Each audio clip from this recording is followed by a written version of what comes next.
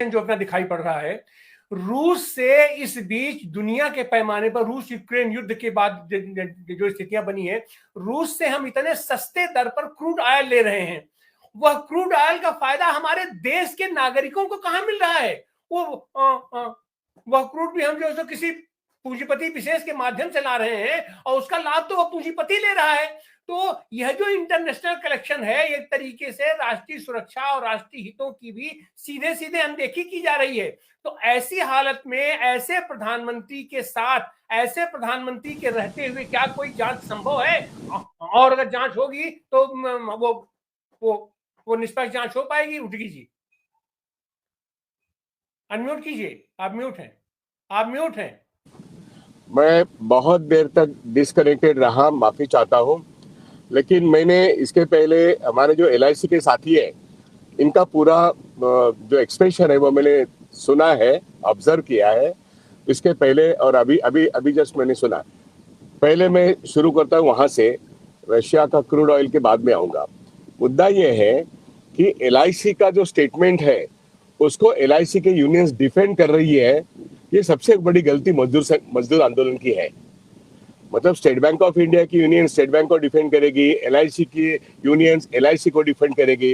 अरे भाई, गौतम अदानी के आप खिलाफ हो या साथ में हो, ये तो तय करो। मैं ऑल इंडिया बैंक एसोसिएशन का फॉर्मर सेक्रेटरी रह चुका हूँ। मैं कह रहा हूँ कि मजदूर आंदोलन में एक ऐसा दौर है, अब LIC को आप डिफेंड करते हैं, मतलब LIC का चेयरमैन पहले भी सही था, अभी भी सही है। इस तरीके का स्टेटमेंट मेरे साथी कर रहे हैं, ये बहुत गलत है। सवाल ये है कि LIC ये पब्लिक सेक्टर है, स्टेट बैंक ऑफ इंडिया एक पब्लिक सेक्टर है, और इस पब्लिक सेक्टर में जनता का पैसा जो है, इसको मोदी की तरफ से गलत इस्तेमाल अपने अदानी नाम के मित्र के लिए किया गया है। ये हकीकत है। अब जाके जब भांडाफोड़ हुआ है हिंडनबर्ग की तरफ से, तो मैं LIC को डिफेंड कर रहा हूँ, इसका मतलब मैं गौतम अदानी के साथ में हूँ। ये बात हमारे सामने आ गई है। मुझे बहुत आश्चर्य होता है। चारों यूनियंस ने स्टेटमेंट जो निकाली है वो मैंने पढ़ा है। उसमें CPM से निगड़ित जुड़े हुए लोग हैं, CPI से जुड़े लोग हैं, हाईटेक से जुड़े लोग हैं, AIT से जुड़े लोग हैं। अब एक तरफ तो पार्लियामेंट में ये लोग राहुल गांधी के साथ है, 13 तारीख को लेफ्ट फ्रंट वाले सब लोग ये LIC के सामने आएंगे, तब इनकी भूमिका जो 4 दिन पहले कांग्रेस वाले गए थे तब जो थी वही रहेगी या चेंज हो जाएगी? ये पहला सवाल है। मेरा मुद्दा ये है, आप अदानी के खिलाफ हो या अदानी के साथ हो? अगर LIC के साथ हो तो आप अदानी के साथ हो, ये उसका अर्थ बनता है। अब हम चाहते कि ज्वाइंट पार्लियामेंट्री कमेटी पूरे हिंडनबर्ग के रिपोर्ट के बाद इस देश के अर्थव्यवस्था में जो मिली भगत मोदी और अदानी की हो गई, इसलिए वो मोदानी का घोटाला जो है, इस घोटाले के लिए हम ज्वाइंट पार्लियामेंट्री कमेटी की तरफ से एक इन्वेस्टिगेशन जानना चाहते हैं, जैसे हर्षद मेहता के काल में हुआ, केतन पारेख के काल में हुआ और उनको जेल जाना पड़ा। क्या अदानी को बचाने के लिए मोदी कुछ भी नहीं बोलेंगे? आज पार्लियामेंट में राहुल गांधी बोले हैं, विपक्ष बोला है, इसलिए जांच होनी चाहिए। और ये जांच होते होते हमको जनता की तरफ से ये भी मांग करनी चाहिए, मोदानी का घोटाला है तो मोदी रहते हुए वो इन्वेस्टिगेशन नहीं होगा, तो मोदी को इस्तीफा देना पड़ेगा। ये जनता की मांग होनी चाहिए, ये मेरा कहना है। मोदी का घोटाला, मोदी के तरफ से प्राइम मिनिस्टर होने के बाद जो आदमी सिर्फ गुजरात का उद्योगपति था, वो अभी नेशनल और इंटरनेशनल एक टाइकून बन गया है। लेकिन ये बलून जो ऊपर गया है, वो इस देश की ट्रेजरी में जो जाना चाहिए था पैसा, वो अदानी के पास गया है। ये सारे प्रूफ अगर तहकीकात होती है तो मैं भी दे सकता हूं। इसके लिए ED CBI की भी जरूरत नहीं है, क्योंकि नेक्सस जो है ना, जिस तरीके से स्टेट बैंक ऑफ इंडिया ने, बैंक ऑफ बड़ौदा ने, यूनियन बैंक ने, चार्टर्ड बैंक ने, बैंक ऑफ अमेरिका ने जो पैसा दिया है, वो सिर्फ क्लीन लोन है। वो जो लोन दिए हैं अगेंस्ट द 42% एलिवेटेड शेयर जो है, जिसको गिरवी रख के लोन दिए हैं, जब उसकी जो प्राइसेस मार्केट में गिरती है 10 लाख करोड़ के तादाद में, तो जो 2.2 लाख करोड़ कर्जा लिया है, तो क्या वो रिकूप होना नहीं चाहिए? रिकूप नहीं होना चाहिए।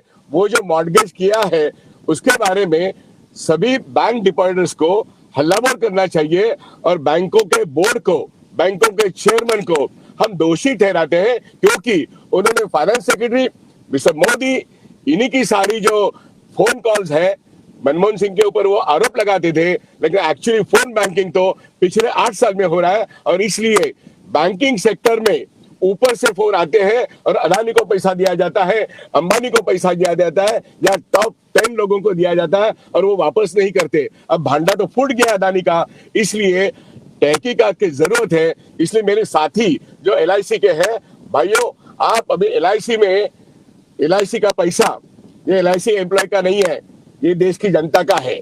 और LIC एम्प्लॉय की नौकरी, LIC नेशनलाइज है इसलिए है, LIC देश की है, कम से कम इतना तो मान्य करो। LIC को पिछले 30 सालों में हर सरकार ने बहुत गलत ढंग से इस्तेमाल किया है।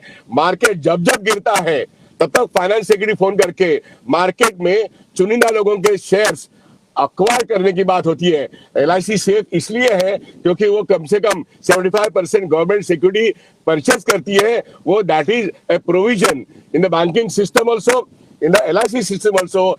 नेशनलाइज सिस्टम है इसलिए उसकी स्टेबिलिटी है। लेकिन इन्वेस्टमेंट कमेटी ऑफ LIC और उसका अगर ऑडिट अगर पब्लिक किया जाए तो LIC का चेयरमैन ये इस देश के फाइनेंस सेक्रेटरी का गुलाम क्या हैसियत से ही काम करता है, ये तहकीकात होगी तो पता चलेगा। जैसे बैंकों के चेयरमैन, बैंकों के बोर्ड, इनकी मिली भगत बड़े बोरोर से होती है, ये नेक्सस है। वैसे ही LIC का पैसा जब बड़े चुनिंदा कारपोरेट के पास, मान लो 74,000 करोड़ इतना investment, which is 8%, equivalent to 8% of Gautam Adani total stake before Hindenburg exposure था।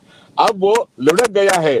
क्या इसके खिलाफ LIC के यूनियंस, बैंक के यूनियंस लड़ेंगे नहीं? क्या वो जनता के साथ में काम नहीं करेंगे?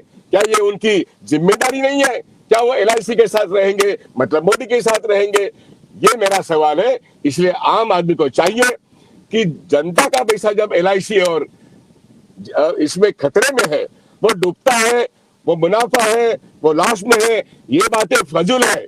जनता का पैसा गलत ढंग से मोदी ने अदानी को दिया है। अब अदानी डूब रहा है तो उसको प्रोटेक्ट करने की बात आती है तो हमको अदानी के टोटल कारपोरेट हाउस की तहकीकात करनी चाहिए। ये बात जब पार्लियामेंट में आती है और सड़क में आती है तो हम लोगों के हित में काम करना चाहिए। इसलिए मेरे साथी को मेरे ये 2 शब्द है कि भाइयों, मजदूर आंदोलन का ये वक्त है कि जनता के साथ रहो।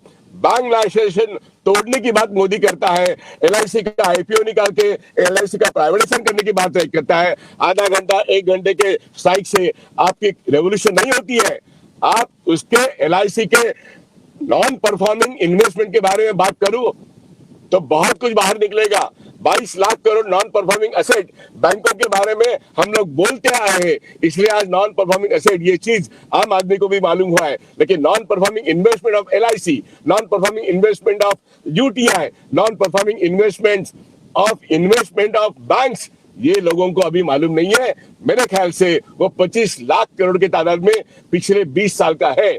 अगर हिसाब किताब करना है जरूर करेंगे, लेकिन जनता के साथ रहो क्योंकि ये जनता की संपत्ति है। मेरा ये कहना था, शायद मैंने जास्ती वक्त लिया है, लेकिन कोर्स करेक्शन करने की जरूरत है। यूनियंस को और जनता को साथ में मिलके मोदी का जो एक भांडाफोड़ हुआ हिंडनबर्ग की तरफ से, हिंडनबर्ग का रिपोर्ट, हम उसकी साइड लेने की कोई जरूरत नहीं है, लेकिन हिंडनबर्ग ने 88 सवाल उठाए हैं, उसका जवाब जनता भी मांग रही है।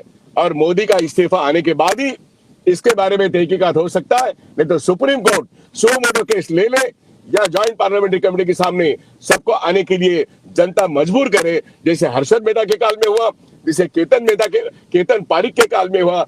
वैसे क्यों नहीं अब एक JPC या सुप्रीम कोर्ट का एक तहकीकात हो। ये मेरी बात थी। और आपने जो रशिया का ऑयल के बारे में कहा, Russian crude oil is the most dangerous. वो कहीं भी आग लगती है, उसको प्योर करने के लिए बहुत बड़ा खर्चा है। रुपये एंड रूबल ट्रेड के बारे में वो सिर्फ मोदी और रोजनेट का एक अंडरस्टैंडिंग है, वहां पर भी वो मिली भगत है। जिनपिंग के साथ जैसे मिली भगत है, अदानी के 90% स्टेक एक चाइनीज पार्टनर के साथ है, इसलिए जिनपिंग के साथ भी अंडरस्टैंडिंग है। नेतान्याहू के पास साथ भी डिफेंस सेक्टर में अंडरस्टैंडिंग है, और ऑयल के बारे में पुतिन के साथ अंडरस्टैंडिंग है। ये बिजनेस अंडरस्टैंडिंग इस देश का प्राइम मिनिस्टर अगर करता है तो उसकी तहकीकात होनी जरूरी है। मैं शायद ये जो बातें बता रहा हूं, ये बातें तहकीकात में ही बाद में आ सकती है। आपने सही कहा कि रशिया का ऑयल यहाँ पे आता है तो यहाँ का पेट्रोल सस्ता नहीं होता है, यहाँ का डीजल सस्ता नहीं होता। मैं दावे के साथ कहता हूँ ओएनजीसी के पास इतना वेरविडाल है, उनके पास 300 बड़ी ऑयल कंपनियां खोदने के लिए आज सरकार पैसा नहीं दे रही है, सरकार वो नहीं कर रही है। नहीं तो भारत के पास बहुत कुछ तेल हो सकता है, लेकिन वो रशिया भी मदद नहीं करेगा, वो चाइना करेगा ही नहीं, अमेरिका तो करेगा ही नहीं। लेकिन हमारी देश की सरकार भी हमको ऑयल में आत्मनिर्भर होने के बजाय वो ओएनजीसी का पूरा रिजर्व फंड खत्म कर रहा है, वो पीएम केयर में जा रहा है। पीएम केयर ये एक प्राइवेट फंड बन चुका है, तो इस देश की ट्रेजरी में जो पैसा आना चाहिए वो भारतीय जनता पार्टी की ट्रेजरी में जा रहा है। दिस इज एग्जैक्टली निक्सस, एंड वो फायदा पूरा एक गौतम अदानी को मिल रहा है। इन बातों के बारे में हमको आर्थिक साक्षरता जो है इस देश में बढ़ानी होगी। लेकिन मोदी और अदानी ये मिले हुए हैं, एक सत्ता में है और एक देश का सबसे बड़े उद्योगपति है, हम इनको भूलना नहीं चाहिए। ये नेक्सस है, it is not just crony but it is a criminal capitalism which is in practice, and they want to destroy LIC in after some time.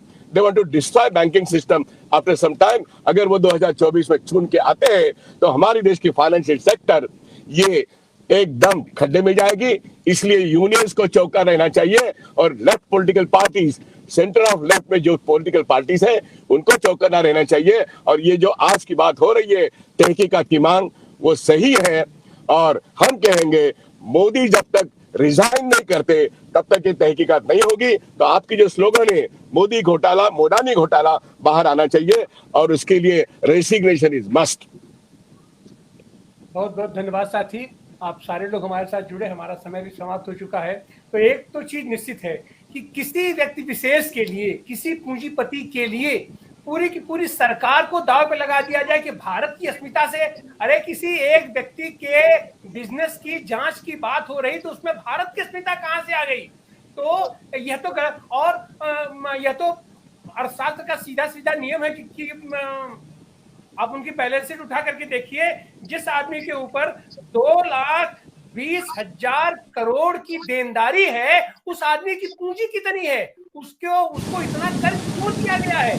सारी चीजों की जानकारी तभी हो पाएगी जब उनके प्रति साफ तरीके से उनके प्रति जांच बैठाई जाएगी, उनकी जांच होगी। और वह जांच, जाहिर सी बात है कि जब सत्ता का दबाव होगा, जहां पूरी सत्ता अपने देश का आकलन कर दिया जा रहा है, आडवाणी से जोड़ के किया जा रहा है, तो ऐसी सत्ता, ऐसी सरकार, ऐसी व्यक्ति के नेतृत्व में कोई जांच निष्पक्ष हो ही नहीं सकती। तो आज की तारीख में सबसे ज्यादा जरूरी है यह जांच बैठाना, और वह जांच निष्पक्ष तरीके से हो। इसके लिए जरूरी है कि जो शीर्ष पर उसका आका बैठा हुआ है, उसको संरक्षण देने वाला बैठा हुआ है, उसके संरक्षण से मुक्त किया जाए पहले सत्ता को। तो आज आप सारे लोग हमारे साथ जुड़े, हमारे साथ विजय चावला जी जुड़े, हमारे साथ विश्वास सुतागी जी जुड़े, हमारे साथ किशोर कुलश्रेष्ठा जी जुड़े, हमारे साथ अखिल स्वामी जी आए। आप सब लोगों की राय यही रही कि जनता का पैसा,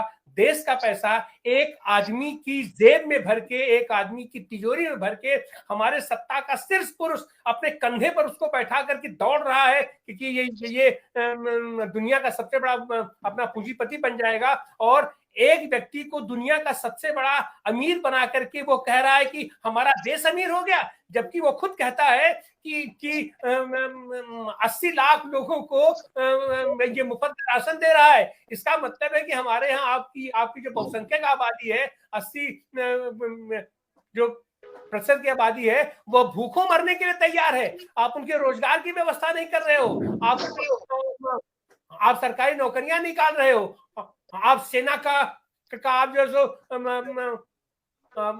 आप सैन्य बल आप अपना घटाते जा रहे हो, और सीधे सीधे इससे आपकी दिखाई पड़ रही है कि चीन आपके सैनिकों को बार बार लाठी के डंडे से मार करके लहूलुहान कर रहा है, और आपके एक बड़े इलाके पर कब्जा कर रहा है, और आप यहाँ बैठ के कहते हो कि नहीं ऐसा कुछ नहीं हुआ।